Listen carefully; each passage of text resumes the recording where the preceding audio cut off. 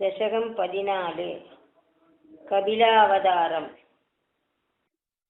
സമനുസ്മൃതസാവകാംഗ്രിയുഗ്മഃ സമനുപങ്കജസംഭവാംഗജന്മ നിജമന്തരമന്തരായ ഹീനം ചരിതം തേകരയൻ സുകൗണിനായ സമയേ ഖലു തത്ര കർദ്ധമാക്യോ ദ്രുഹിണച്ഛായ ഭവത്സരീയവാച ഹൃദസർഗരസോ നിസർഗരമ്യം ഭഗവം സ്വാമയുധം സമാധിദേവേ ഗരുഡോപരികാളമേഘകമ്രം വിലസത്കേളിതരോധപാണിപത്മം അസിതോലസിതാനനം വിഭോത്വം ബഭുധാവിർകുരുഷേ സ്മ കർദമായ സുഭദേ പുളകാവൃതായ തസ്മൈ മനുപുത്രീം ദയിതാം നവാവിപുത്രേ കപിലം ച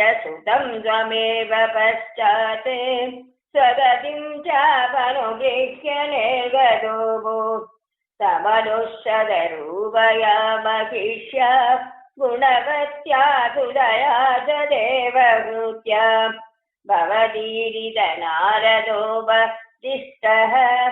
സമഗാത്തർദമഭാഗതി പ്രദീക്ഷം മനുലോപഗിരാം ച ദേവഭൂതിം തരുണീരത്നമവാപ്യ കർദമോദൗ ഭവദർശനനിർവിദോപി തസ്യാം ദൃഢശുശ്രൂഷണയാ ദദൗ പ്രസാദം സപുനഃസ്വദുപാസനപ്രഭവത്തെ ദയിതാകാമഗതേ കൃതേ വിമാനേ വനിതാകുലസങ്കുലോ നവാത്മാ ഗഗരത്തേവ വദേഷു ദേവമൂർത്യാ ശതവർഷമദപ്യതീത്യ സോഗ്യം നവകന്യാസമവാപ്യതന്യരൂപാ വനയാന സമുദ്യതോപി കാന്ത ചിരവിദ്ജനനോ സുഘോരവാദി